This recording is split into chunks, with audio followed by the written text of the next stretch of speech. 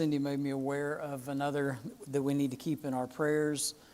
Tammy Bush is driving back tonight with her mom from Alabama, and so we want to keep Tammy and her mom, and especially as they're traveling back in this kind of weather. But certainly with that situation as well, we want to be mindful of that family and what's going on there. So many of our families are going through quite a bit and are hurting, and so our heart certainly reaches out to them, and we want to keep continuing to pray for them as well as they are battling the issues of the day. We are in Hebrews chapter 10. We'll skip forward a couple verses here.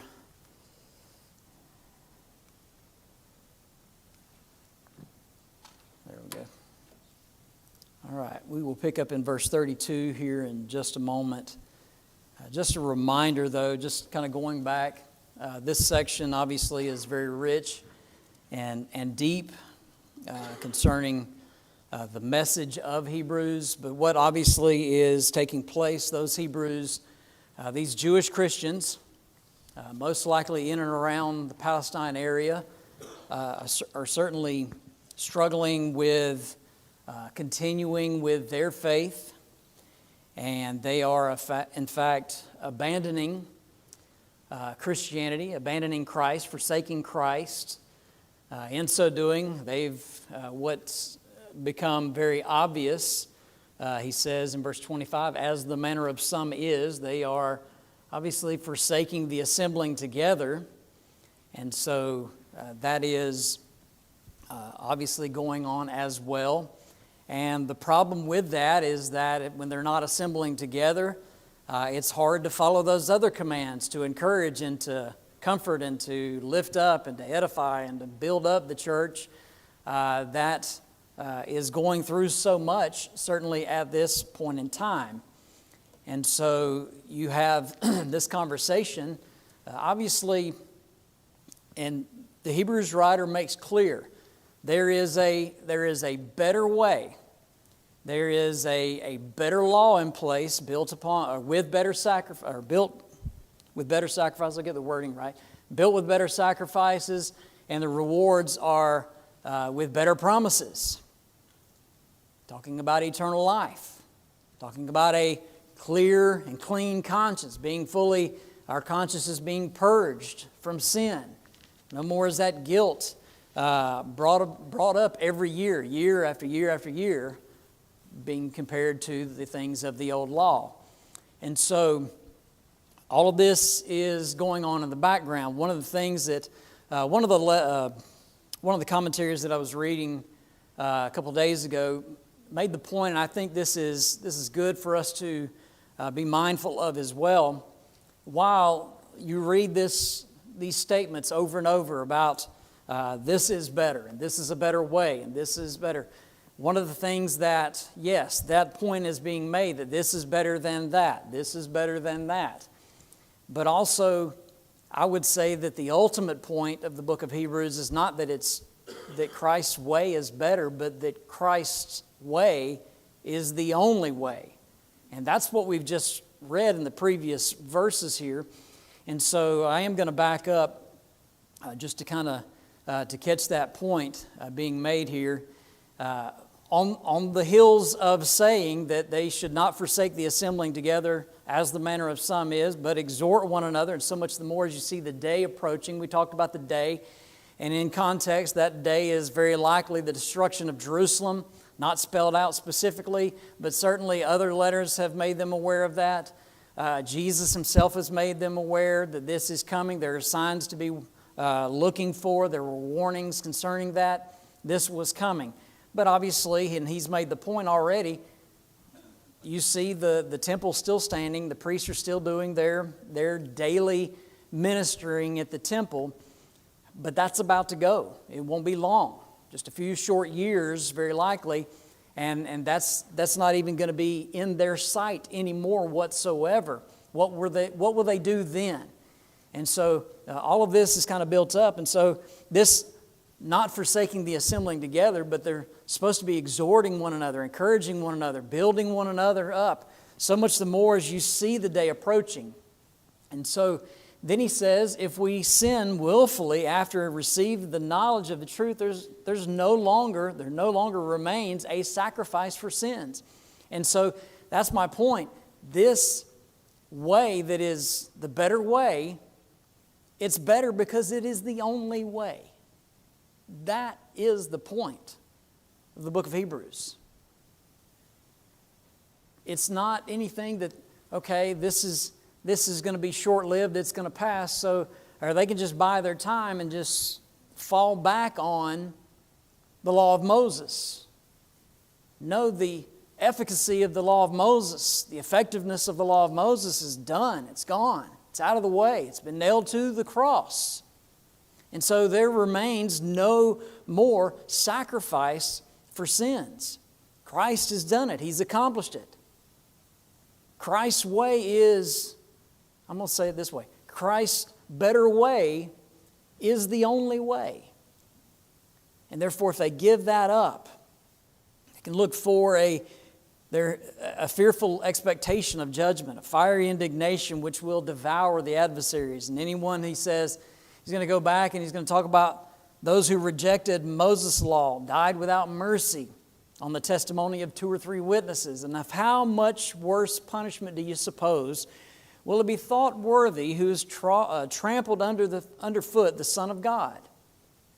Literally, as with disdain for the Son of God, he's just stomping, just trampling. And he's counted the blood of the covenant by which he's been sanctified just a common thing.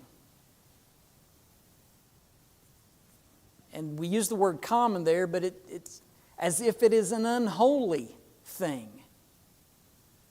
That's the comparison. An unholy thing is what they're saying. And ultimately, what have they done? They've insulted the Spirit of grace. They've insulted the Spirit of God, who has revealed all of this, who has brought forth all of this by inspiration.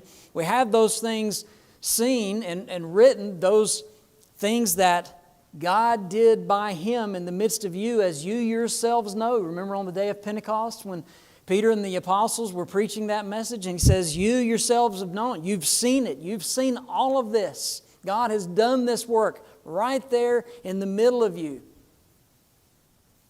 Now we're talking about at least 30 years later, probably 35 to 38 years later, when the Hebrews letter is written.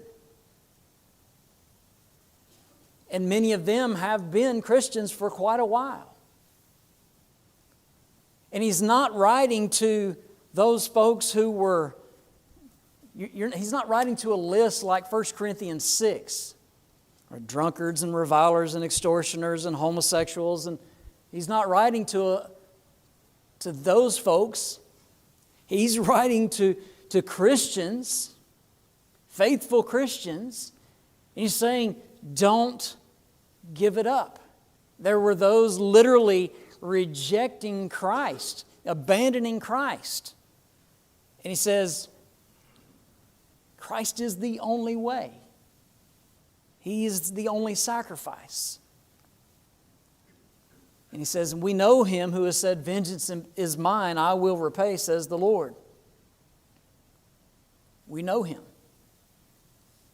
And so he's not writing to a world of people just in general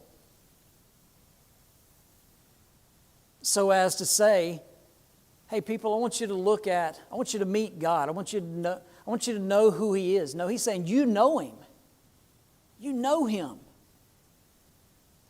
And what you also know is the fact that it is a fearful thing to fall into the hands of the living God. This was a strict, stiff, powerful warning, wasn't it?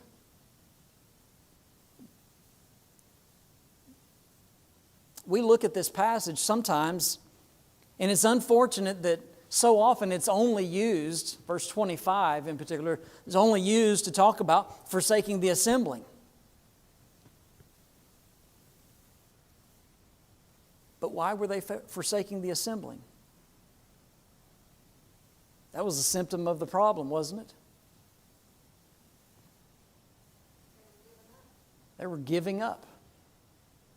They were giving up. I believe it's later in chapter 13, it talks about their hands are down, their arms are down by their side, and they just, they can't go any further, can't go any more. They're just giving up.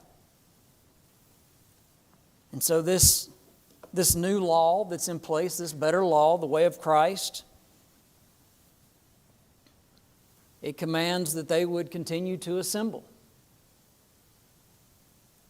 Even in the face of those dangers that were coming. And it was because they were going to need one another. They were going to exhort one another. They were going to encourage one another. They were going to need one another. That's the point, isn't it? And that's the point that I hope that we see so often when we come together, when we assemble together as Christians, so many years later, and somebody says, well, I don't get anything out of coming to worship. What's wrong with that kind of thinking? Somebody help me out here. What's wrong with that kind of thinking? You don't want to get anything out of us over here. It's for God, all right? It's like people that complain about the school system. You get out of it what you put into it. Sure. Absolutely. You come with that kind of attitude, you're never going to get anything. And that's...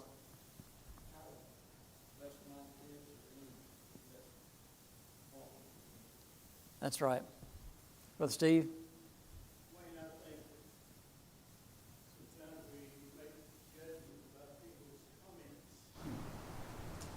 and do not realize that it's a cry for help.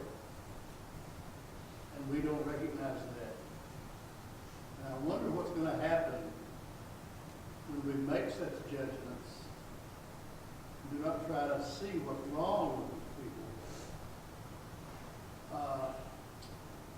Is the Lord going to hold us accountable? Or people say, well, if they had more faith, or they complain about this or that or the other, that's a cry for help. And we see people that recognize in people a tendency about suicide. And when they kill themselves, they say, I didn't pick up on that. Or I saw it, but I didn't think of it. So it puts us, I think, in a very, very peculiar situation when we are our brethren. Last week, I think it was suggested that the core of it, they have a problem, and we don't do anything about it. I wonder if we are justified in making those harsh judgments when we don't pursue and exhaust every avenue to help them. I wonder about that. How does this speak to us? How does this speak to us? This passage of Scripture.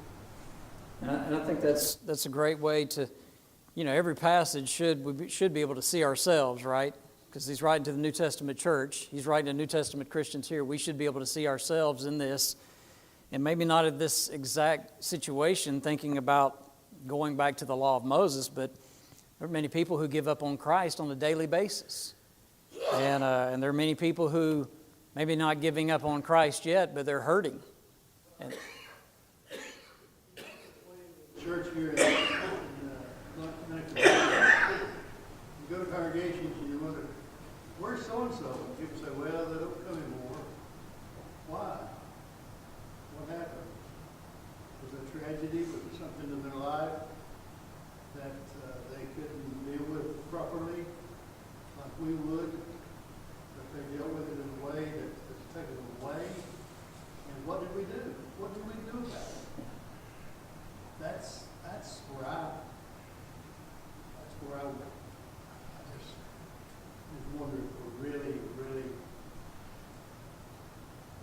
what we're doing the best we can. Isn't that why we need one another? I need my brothers and sisters to watch for me. I need that. And I would think of myself, hopefully not higher than I should be, but I would think of myself as being faithful to God, and yet I feel like I need that. So what about someone who may be struggling in a certain area or certain thing that's come upon them, and if we're not close as the family of God, how are we ever going to know those things? Yes, sir. I think that's why we need to assemble ourselves together, is because you get that different influx from all the different people, and you can't get that online. That's a good point. It's hard to pick that up online, isn't it? It's hard to, and so many times, and just thinking back to COVID, and we used this example the other day, thinking about during that time, we were doing the best that we could at that point in time, and when folks started coming back, they're like, oh man, I have missed this. And it was just the interaction, just being together, right? Everybody's different. What I can handle really easy, you might can't. Sure. And what you can handle really easy, I might can't. That's why we're here together. Yeah, absolutely. And and this just goes back, we need each other. We need that interaction. We need each other. And as to Steve's point, we need each other in our lives. We need that follow-up, not just the judgment. That's your point, right? I would agree 100%. We need more than just the judgment. We need the follow-up. Yeah, follow-up. It can't just be the 3 times we assemble here. Sure. Because we don't know what's going on in each other's daily lives. There's days where I could use a text, and I'm sure that I have brothers and sisters that could use a text from me because of something that's happened. Sure. And if we're not in each other's daily lives, we don't know that. Yeah. We often use another phrase, and that's family. When you start thinking family, are we an estranged family, or are we really close-knit household of people who know what's going on as a family? That's where we need to be. Everybody's part, it's hard for us to know what people are doing in their lives if you don't share what's going on in your Sure. life. So it goes both ways. I think that for us to know what's going on, we have to be told. But maybe we should ask more. Maybe we should make more of a pointed question. Are you okay? Those kinds of things. And it's unfortunate. Sometimes you know what's going to happen. Sometimes it's going to be like, why are you in my business? And maybe we still push. Well, I'm getting in your business because I love you, and hopefully that's enough of a shock for somebody to go, okay, all right, well, let's talk about this. Here's what's going on. Part of my business is that I don't want to share my business, that I don't want to burden others with what I have going on, because I know they've got stuff going on too. So a lot of time it's not that you don't want them in your business, you just feel like you're burdening them with more. Yeah. And sometimes that's just hard to share. It is. And sometimes you just think, okay, well, everybody's got their problems, and many people have worse problems than I do. So my little thing that I'm dealing with, it's just not that much until it is. That's where we get, and this is a continued problem. This is not anything new. He tells us not to say that. Yeah. He tells us not to. Yeah. Yeah. And I would, I think Cindy, she was listening to my podcast today, which comes out Sunday, by the way. But I was recording my podcast today, and one of the points that was made in that was from 1 Corinthians chapter 10, verse 13. And I even mentioned that passage talking about God being faithful, who will not allow us to be tempted above that you are able, but will with the temptation make a way of escape. In verse 12, though, that's right before that, directly connected to it in context, it says, wherefore let him who thinks he stands take heed lest he what? Fall. And in that context, he's talking about those who think that they stand alone. Not that they're trying to just be out there and saying, I got this. Yes, they're likely going to fall as well. But these are also individuals that are going through external trials. The temptations there are not just temptations to sin. They're external trials. They're difficulties in life. They're those kind of temptations, the kind that James talks about when you fall into different or diverse temptations or trials. Count it all joy because they help you, right? But when Paul writes to the church at Corinth, he's saying, you're not alone in this. And yes, God is faithful who's going to give you a way out. But you're not alone. He uses another phrase in there, but such as is common to man. Guess what? We all have trials. We all have those external trials. And what I find more and more, and I think the letter to Hebrews has just highlighted it for me in this study, has been the fact that he was saying we need each other. We've got to hang on to each other. And so the problem with their no longer assembling together was directly affecting not just those souls who were no longer assembling, but it was affecting everybody else. It was affecting the rest of the church.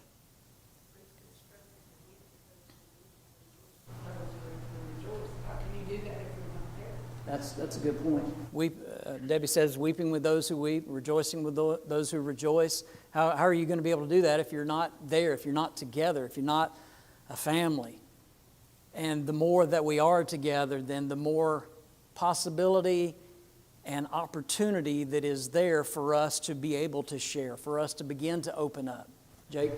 I know you're going to get to this. I'm not going to steal it too much. Oh, go ahead. But that's why it's too, if you're not part of the family, you can't be part of the family. It's exhorts from each other. That's why it's so important to place yourself under the authority of the eldership, place membership in the congregation, not congregation hop. Go one place Sunday morning, one place Sunday night, one place Wednesday night. If you do that at all. And for some people, they don't have any choice to do that. But for the most part, if we're doing that by choice, not because of circumstance, but because that's what we want to do, it makes it hard for you to get to know the members of the congregation, for them to get to know you, so you can lift each other up and support each other and be a part of that congregation as well. Absolutely. Jake's point, and he's looking also at the end of the book in chapter 13, where he's talking about obeying those who have the rule over you and submitting to them. The idea of being under an eldership, being under a local family in that way, gives that opportunity to do just that, to be part of that family, to be part of that household, and to spend time. And I think that the comments that have been mentioned and made tonight remind me that when you think that we're doing pretty well, there's still much more that we can do, right? Sometimes we look at each other and we say, hey, we're doing pretty well. We're doing, pretty good as a congregation. And yet I know we can do much better. And I think you know that too. And so let's get back to Steve's point here. What are we going to do? How are we going to follow that up? And so let's be mindful of that and thinking about these passages. Yes, ma'am. If that doesn't wake somebody up, I don't know what will. Because, if you're not doing what you're supposed to be doing, if you're just choosing to walk away, God's vengeance, come on. Fearful things to fall into the hands of the living God, that ought to terrify somebody Yeah. of what that's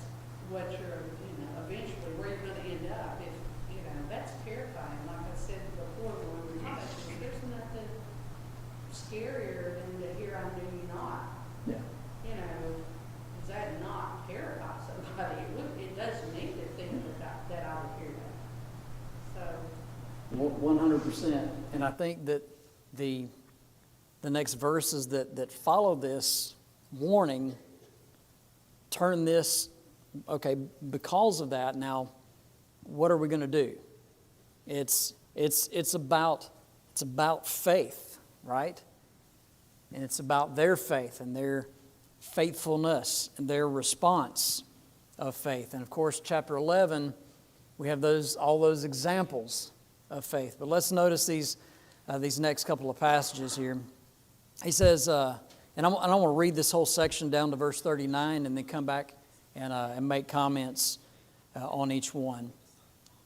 But recall the former days in which, after you were illuminated, you endured a great struggle with suffering. So he's telling them, go back in your mind and think about where you were previously. Verse 33, he says, partly while you were made a spectacle by both reproaches and tribulations, and partly while you became companions of those who were so treated. He says, for you had compassion on me in my chains, and joyfully accepted the plundering of your goods, knowing that you have a better and enduring possession for yourselves in heaven. Therefore, do not cast away your confidence, which has great reward.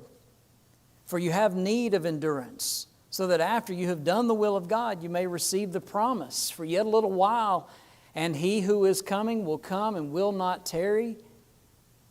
Now the just shall live by faith. But if anyone draws back, my soul has no pleasure in him. But we're not of those who draw back to perdition, but of those who believe to the saving of the soul. This is about their belief, their faithfulness to God. He says, some of you were made a spectacle. The King James uses the word a gazing stock. People just watching you being mocked publicly. You were a spectacle. But not just the ones who were out there being spectacle because of their faith. What about those who came along and stood beside those who were being made a spectacle? He says, some of you stood with those individuals and you stood right there, and you think about those who right there at the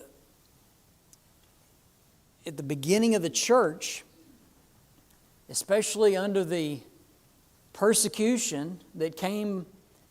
I mean, what was the first major persecution that came up in the church? By a man that they brought down to put an end to this Christianity, right? One born out of due season. Who was that? All right, Saul of Tarsus. Paul comes down, and Paul's supposed to put an end to this. Paul ends up obeying the gospel, right? But before he obeyed the gospel, he wreaked havoc on the church. Christians were scattered everywhere, right? Sorry. What did they do? Understand.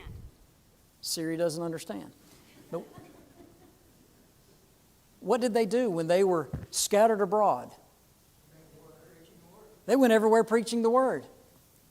You preach the word and you get castigated, cast out, maybe out of the family, certainly out of the Jewish hierarchy if you were, possibly out of the marketplace that was hung right on next to the temple itself, the outer court. And if you lost all of that and you still kept on, that's some of those individuals you were made a spectacle. And then you have those brethren who stood up and said, you know what, I'm going to stand with them through all of this. I'm going to stand right beside them. He said, some of you did that. He says, this is how you were. This is where you were. Now, whether or not you want to believe that this might be the Apostle Paul who's writing this, if so, it adds a little twist to it all, doesn't it? I mean, just gets really deep there. Because he would even say, in my chains, you supported me when he was in prison. Now, whoever, if it's not, then whoever this was spent some time in prison. Whoever it was, guess what? They knew who it was, right? We may not, but they knew who it was. They were well aware of who was writing them. And he says, but we're not of those people. We're not going to turn away. We're not going to turn away from Christ. We're not going to turn back unto perdition. It's the same word used as destruction, or translated as destroy. In Matthew 10 and verse 28, when Jesus says, do not fear those who cannot kill body and soul. You don't have to fear those. But fear Him who can destroy, that's our word, destroy, perdition, who can destroy both body and soul in Hades, right? Matthew 10:28. That's our word, perdition, that's used here. We're not of those who draw back unto destruction, unto perdition. But we're of those who believe to the saving of the soul. And it tells me something about this word believe here. That it's not just that one time, I believe in Christ. I believe Jesus to be the Son of God. I've made that confession of faith we talk about, right? One time? No. That's every day. And that's something that, the end of chapter 5 and chapter 6, he says we're to be growing in it, right? We're to be moving that along, moving forward unto, he used the word perfection, maturity. We're supposed to be growing in our faith. Why? Because life is hard, right? It's difficult with all the things that we have to deal with. And with what they were facing was certainly stressful and would cause them much anxiety. But for us, just the things of life are hard, right? So our faith has to be growing, has to be strong. And when we start to see those examples of faith in the next chapter, which clearly we're not getting to tonight, that was my goal, was to get into chapter 11. We're not getting there. When you think about those individuals, though, those examples, you think that they ever had anything to deal with in life? Difficulties? I mean, isn't that why those individuals were picked by inspiration? To talk about their difficulties? And yet, what did they do? By faith, they moved with fear. By faith, they offered. By faith, they did this. By faith, they did that. On and on through that chapter, right? Why is such examples, why are those examples so important for us and so important for them? We need to see life played out, right? We need to be able to watch and see how it is in the life of someone else. Another reason why we need to be together, right? Another reason why we can't just give up unto destruction or perdition, according to verse 39. We have to keep moving forward.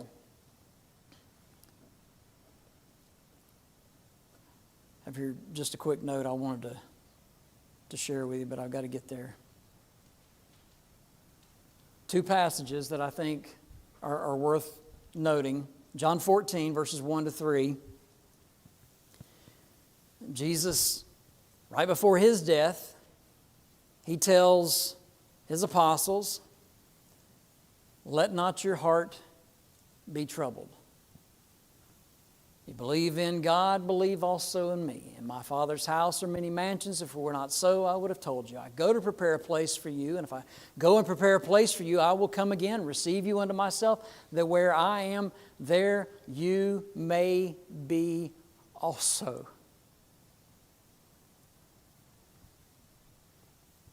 How beautiful is that passage?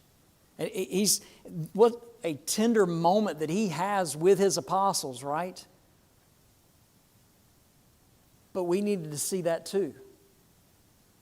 We needed to see that the apostles were struggling. And Jesus says, you believe in God, believe in me, and you will be with me. Paul writes to the church at Philippi, Philippians 4, beginning in verse 6, and he says, be anxious for nothing, but in everything by prayer and supplication with thanksgiving, let your requests be made known unto God. Okay, what do I get from that? What does he say in verse 7? The peace of God, which surpasses all understanding, will keep your hearts and minds through Christ Jesus. And so there is this picture given in this last section of verses of someone who would, I like what I think his brother Milligan wrote.